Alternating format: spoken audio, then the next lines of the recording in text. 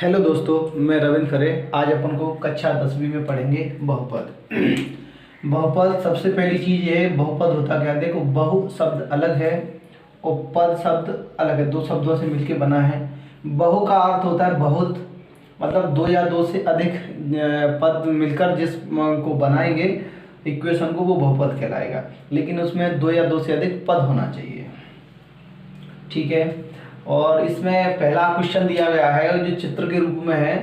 चित्र में शून्यकों की संख्या ज्ञात करनी है। शून्यक होता क्या है? सबसे पहली चीज, शून्यक वो संख्या होती है, जैसे आपको समझाया थोड़ा सा, x प्लस 2। अब इसका शून्यक निकालना है तो बराबर में जीरो रखो। शून्यक का मतलब कहने का ये, इनको बराबर में जीरो रख के जो भी मान आता है, जिस भी संख्या, देखो जैसे x बराबर अब -2, तो x के लिए -2 जो होगा इस इक्वेशन के लिए शून्यक का काम करेगा। शून्यक चित्र में हम आपको समझाएं, जो x अक्ष को काटे, ये x अक्ष है, ये y अक्ष है, ये y अक्ष है, ये x अक्ष है। यहाँ x अक्ष लिखा है, यहाँ y अक्ष है। ये जो हॉरिजॉन्टल लाइन है इसको y अक्ष बोलते हैं, ये क्षैतिज लाइन है इसको x अक्ष बोलते हैं। देखो ये जो रेखा है ना, ये रेखा x अक्ष को कहीं भी टच नहीं कर रही, मतलब शून्यकों की संख्या कितनी होगी? शून्यकों की संख्या जो होगी ना, वो होगी 0।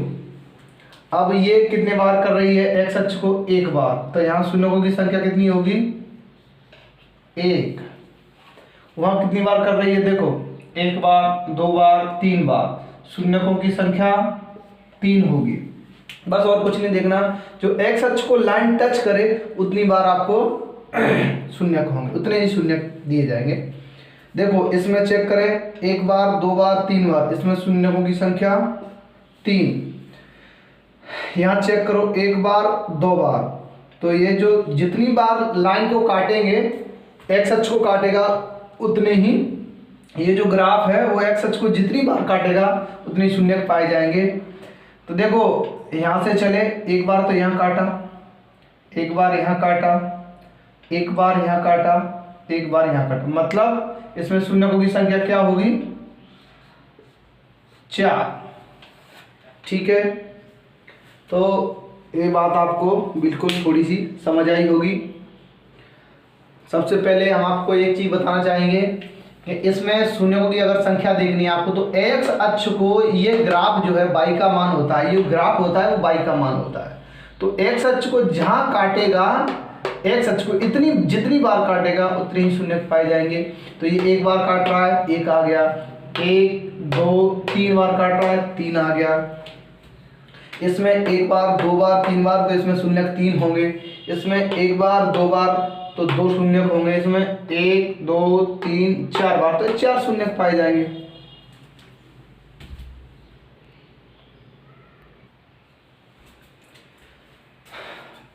प्रश्नावली 2.1 एक ही क्वेश्चन था, चित्रों के द्वारा खत्म हो गया। अब प्रश्नावली 2.2 है एनसीईआरटी का, कक्षा 10वीं का।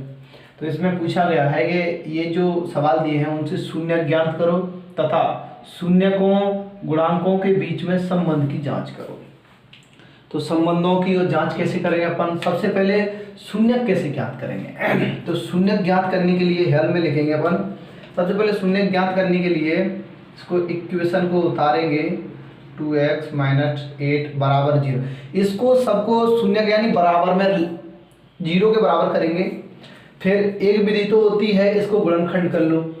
गुणनखंड से देखो यहाँ 8 हो रहा है, गुणा इसका और इसका गुणा करें तो 8 आए, गुणनखंड करना सिखा रहे हैं। और जोड़ें या घटाएं तो 2 आए, ऐसा हो सकता है।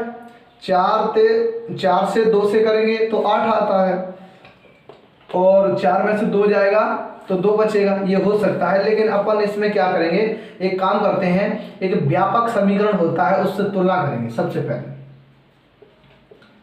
व्यापक समीकरण क्या होता है? ax² plus bx plus c बराबर 0 से तुलना करने पर तुलना करेंगे अपन तो देखो जो a बराबर यहाँ कुछ नहीं है तो 1 होगा, क्योंकि 1 का गुणा तो हर जगह हो जाता है। b का मान यहाँ देखो तो -2 होगा, क्योंकि यहाँ प्लस से तुलना कर रहे हैं तो यहाँ -2 है तो ये माइनस इसके साथ आएगा। ठीक है, अब c यहाँ प्लस का है तो यहाँ c जो है 8 लेकिन माइनस के साथ आएगा। ठीक है, तो a b c की तुलना हो गई।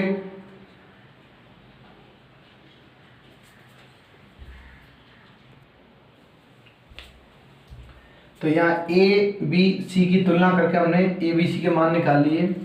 लेकिन एक काम कर सकते हैं, इसको अपन दे देते हैं समीकरण 1। अब ये बी सी भी काम आ जाएगा, कोई दिक्कत नहीं है इसकी। लेकिन अपन एक काम करते हैं, इनके शून्य निकालते हैं सबसे पहले। तो शून्य का निकालने के लिए क्या करेंगे अपन, एक्स स्क्वायर -2x -8 बराबर 0, इनको गुणनखंड करेंगे सबसे पहले।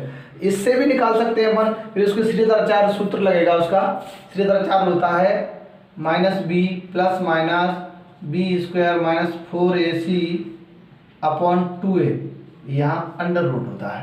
इसको d का भी मान बोलते हैं। इससे भी निकालें लेकिन लंबा पड़ेगा, इसलिए मैं थोड़ा इसको जल्दी करने की कोशिश है। तो x², इसको अपन गुणनखंड कर, देखो गुणा करें यहाँ के इसके आगे जो अंक होता है और a और c में अगर गुणा करें तो 8 आना चाहिए, मतलब इसमें 8 दिया गया है। और जोड़े या घटाएं तो 2 आना चाहिए। अपन करके देखते हैं होता है क्या, -4x प्लस 2x -8 हो रहा है क्या। देखो -4x में से प्लस का 2x जाएगा तो -2x बचेगा, और -2 से 4 से और +2 से गुणा करेंगे तो -8 ही आएगा, मतलब गुणनखंड हो गया। अब यहाँ से कुछ नहीं है, कॉमन ले लो। क्या क्या कॉमन आ रहा है, x कॉमन आ रहा है तो x -4 बचेगा। यहाँ से एक x आ जाएगी तो एक x बचेगी, यहाँ से x आ गया तो 4 बचेगा, प्लस यहाँ से 2 कॉमन लेंगे क्योंकि x आ नहीं रहा है, 2 कॉमन लेंगे तो x माइनस के, क्योंकि 2 अगर बाहर आ जाएगा तो 4 बचेगा, क्योंकि इससे 2 से गुणा करेंगे तो 8 ही हो जाएगा, 0। अब फिर यहाँ से फिर कॉमन लेंगे अपन तो x -4 कॉमन आ गया, अंदर क्या बचा x + 2 बराबर 0। अब इसको बराबर में 0 करेंगे, इसके भी बराबर में 0 करेंगे, मतलब x -4 बराबर 0, x + 2 बराबर में 0। इसको थोड़ा मैं यहाँ ले लेता हूँ। तो देखो x -4 बराबर 0 से अपन क्या करेंगे, x बराबर, इसको 4 उधर जाएगा तो प्लस का हो जाएगा, x का मान 4 हो गया ये, तथा यहाँ से क्या है x + 2 बराबर 0, तो इस 2 को फिर उधर ले जाएंगे अपन क्योंकि x का मान निकालना हमको, तो -2 हो गया। तो यहाँ अतः शून्य क्या हो गए, शून्य का आपके आ गए x बराबर 4 और 2। ठीक है, एक बार फिर से समझते हैं। सबसे पहले शून्य निकालना, शून्य को निकालने के लिए जो भी बहुपद दिया रहता है उसको बराबर में 0 करते हैं, क्योंकि शून्य तभी निकलेंगे जब इसकी पूरी बहुपद को 0 के बराबर करेंगे अपन। फिर एक व्यापक समीकरण होता है, इससे इसका अगर तुलना नहीं करना चाहते तो कोई दिक्कत नहीं, अगर आपको इसको मिटाना चाहें तो मिटा भी सकते हैं, लेकिन मैं चाहता हूँ क्यों मिटाएं, इसका उपयोग होगा जब संबंध देखेंगे, तब संबंध देखेंगे तब अभी इसका उपयोग हो जाएगा। फिर हमने शून्य को निकालने के लिए, शून्य के लिए क्या किया, इसका गुणनखंड कर दिया। गुणनखंड कक्षा 8 में भी पढ़े होंगे आप लोगों ने। यहाँ जो संख्या यानी कुछ नहीं है तो 1 होता है, और ये जो दोनों के पद को गुणा किया जाता है, माने 1 से और 8 से गुणा करेंगे तो 8 आना चाहिए, लेकिन ये माइनस का है। और जोड़ेंगे या घटाएंगे तो यहाँ जो संख्या होती है x के गुणनखंड में, यानी -2 है तो ये आना चाहिए। तो ऐसा ही हमने कुछ सोचा, तो 4 दूना 8 होता है, तो हमने गुणनखंड कर दिया इसके, x² -4x प्लस 2x -8 बराबर 0। तो x यहाँ से फिर कॉमन ले लिया हम लोगों ने, तो x -4 बचा, प्लस के 2 कॉमन ले लेंगे, x -4 बचेगा बराबर में 0। दोनों को फिर से कॉमन ले लिया, x + 2 बचा। अब एक ये है, इसके बराबर में 0 रखेंगे, इसके बराबर में 0 रखें, दोनों को अलग अलग कर देंगे, तो x -4 बराबर 0, x + 2 बराबर 0। अतः यहाँ x -4 बराबर 0 इस 4 को उधर ले जाना है, क्योंकि हमें x का वैल्यू चाहिए, तो x बराबर 4 आ गया, इसी हिसाब से ये x माइनस 2 आ गया, अतः ये शून्यक हो गए। अब एक चीज सुनो, यहाँ उसने पूछा है गुणांकों की संबंध। अब हम एक काम करते हैं, आपको एक चीज नहीं बताते हैं। हाँ, तो शून्यकों का योगफल, शून्यकों का योगफल जो होता है, शून्यकों का योगफल बराबर होता है माइनस बी अपॉन में ए। इसको b को अपन क्या कहते हैं, देखो ये जो होता है b होता है, क्योंकि हमने ये बताया A X square plus B, इससे तुलना कर रहे हैं हम लोग इसकी, तो A X square plus B X plus C बराबर 0। तो यहाँ क्या है, b जो है x का गुणांक है, तो यहाँ लिख सकते हैं अपन, ये आपका सूत्र है, x का गुणांक जो भी रहेगा उसको b मानेंगे, ठीक है। और इसको बड़ा बड़ा कर देते हैं समझाने के लिए। a क्या है, एक्स स्क्वायर का गुणांक, एक्स स्क्वायर का ये गुणांक होता है, ठीक है। तो अपन चलो रखो शून्यकों का योग, इसको देखो अल्फा प्लस बीटा भी बोलते हैं, शून्यकों का योगफल को, जो भी बोल सकते हो, कुछ भी बोलो, अपनी मर्जी हो। तो इसमें माइनस बी, ये b का मान क्या है, -2 है, तो देखो -2 अपन a का मान क्या है, a का मान यहाँ से 1 है, तो 1 बराबर, देखो माइनस माइनस गुणा होगा प्लस हो जाएगा, बटे में 1 लिखें या ना लिखें कोई मैटर नहीं। शून्यकों का गुणनफल, शून्यकों का गुणनफल निकालेंगे तो इसको कहते हैं अल्फा, ये डॉट यानी गुणा का चिन्ह है, बराबर c अपॉन में a। देखो c बराबर हमने क्या लिया है, तुलना करिए इससे, तो c का मान क्या है, -8 आया है, तो बराबर में -8 अपॉन में 1, क्योंकि a का मान यहाँ 1 है, तो अपन यहाँ लिख देंगे अतः करके, अतः अल्फा प्लस बीटा बराबर 2, अल्फा इंटू बीटा बराबर -8। यही आपका आंसर है। सबसे पहले शून्यक निकालना सीखे हम, आप शून्यक निकाल लिए हम लोगों ने। फिर इसने बोला है शून्यकों तथा गुणांकों में संबंध बताइए। तो देखो शून्यकों का योगफल होता है -b अपॉन में a, ये सूत्र है आपका, याद करना पड़ेगा आपको। इस शून्यकों का गुणनफल होता है c अपॉन में a, ये आपको निकाल के बता दिया। सबसे पहले यहाँ अगर इनका योगफल गुणनफल निकालना है तो ये याद रखना है आपको, व्यापक समीकरण, इसी से तुलना करेंगे तो a का, b का, c का मान मिलेगा आपको, जो यहाँ यूज करना है, आपका आंसर आ जाएगा।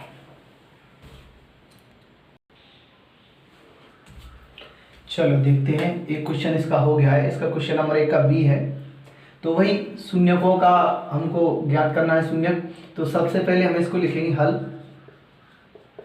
तो शून्यकों के लिए क्या करना पड़ता है, इसको पढ़ के देखो, 4s है, ये 45 नहीं है, s है, h square minus 4s plus 1। इसको अपन क्या करेंगे, 4s स्क्वायर माइनस 4s, ये 45 ही लगेगा आपको, ऐसा लग रहा है, प्लस 1 बराबर, सबसे पहले 0 करेंगे हम इसको शून्य के निकालने के लिए, या फिर व्यापक समीकरण से आप तुलना करें तो हम चलो तुलना कर लेते, या फिर गुणनखंड निकालें। चलो व्यापक समीकरण ax square plus bx plus c बराबर 0 से तुलना, ठीक है, तुलना करेंगे अपन। तो a का मान आता है 4, b का मान -4 आ गया। जहाँ अगर माइनस का चिन्ह है तो इसके साथ आना ही आना है पक्का। c बराबर 1, क्योंकि यहाँ प्लस का इसलिए प्लस का आएगा, ठीक है। अब शून्यकों के लिए निकालेंगे अपन, शून्यक कैसे निकालेंगे, तो शून्यक के लिए एक काम करेंगे अपन, 4s square minus 4s plus 1 बराबर 0 को यहाँ से गुणनखंड करेंगे इसको, फैक्टराइजेशन। तो 4 से 1 से गुणा करेंगे सबसे पहले मन में, लेकिन यहाँ लिखेंगे नहीं, मन में। तो 4 से 1 से करेंगे यानी 4 आएगा। तो गुणा ऐसा कुछ सोचो जो गुणा करने पर 4 आए, ठीक है, और जोड़ने या घटाने पर भी -4 आए। तो एक काम करते हैं कि 4 2 दूना 4 होता है, हो सकता है क्या? 2 दूना 4 होता है। चलो करके देखते हैं। 4s² माइनस के 2s माइनस 2s प्लस 1 बराबर 0 हो गया। कैसे हुआ? तो देखो यहाँ चेक करना भी रहता है। चेक कैसे करेंगे? -2s माइनस के 4s हो गया। लेकिन जब -2s से गुणा करेंगे तो प्लस का ही आएगा, ठीक है, आपके फैक्टर सही है, यही पता चल जाता है फैक्टर करने का। अब यहाँ से देखो 4 यहाँ है, 2 यहाँ, तो दोनों में कॉमन है, s भी कॉमन है, तो 2s ले लेंगे, इसको s में भाग देंगे तो 2s बचेगा -1, ठीक है। माइनस यहाँ से भी कॉमन कुछ नहीं आ रहा, तो एक तो हर किसी से कॉमन ले ही सकते हैं अपन। 2s प्लस 1 बराबर 0। देखो गलती हुई क्या? हाँ गलती हो गई हमसे। अगर ये माइनस का बाहर कॉमन लिया है तो यहाँ फिर जो है चिन्ह परिवर्तन हो जाएगा। कैसे चिन्ह परिवर्तन होता है? देखो ये माइनस का है, ये प्लस का है। अगर हम दोनों में से माइनस कॉमन लेंगे तो प्लस से फिर ये माइनस हो जाएगा। It's okay. तो इसीलिए यहाँ ये जो चिन्ह पर, और एक और चीज, गुणनखंड करने का सही तरीका यहाँ पता चलता है कि हमारे गुणनखंड सही है। अगर ये कोष्टक और ये कोष्टक दोनों बराबर आए तो समझ लीजिए आपके जो फैक्टर किए हैं वो सही है। अगर ये दोनों सेम नहीं आते हैं समझ लीजिए आपके फैक्टर गलत है, ठीक है। तो 2s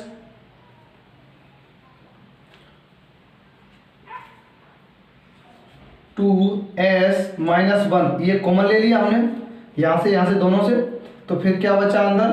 2s माइनस 1, फिर भी बचा बराबर में 0। अब यहाँ से क्या करेंगे अपन? 2s है ये माइनस 1 बराबर 0। देखो दोनों एक ही हैं, सेम टू सेम। तो क्या करेंगे अपन? 2s बराबर 1, तो s बराबर 1/2। यहाँ से भी 1/2 आ रहा है। अब इस कोष्टक से भी निकालेंगे इसी प्रकार।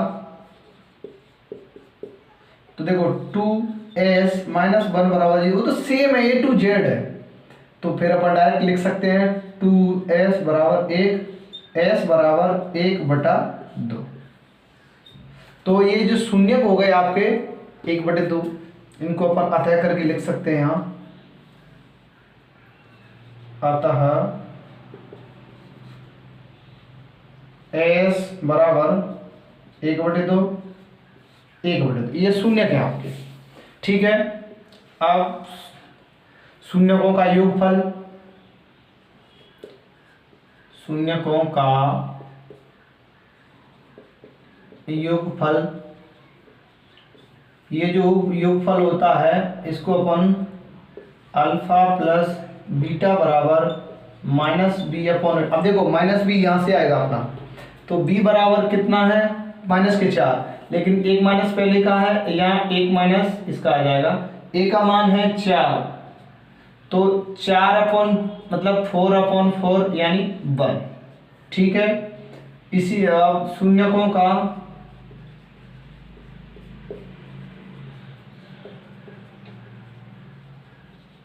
गुणनफल, तो शून्यकों का गुणनफल निकालेंगे अपन। तो शून्य का गुणनफल होता है अल्फा इंटू बीटा बराबर c/a। c का मान क्या है? यहाँ से रखेंगे, c का मान 1 है और a का मान क्या है? 4 यानी 4।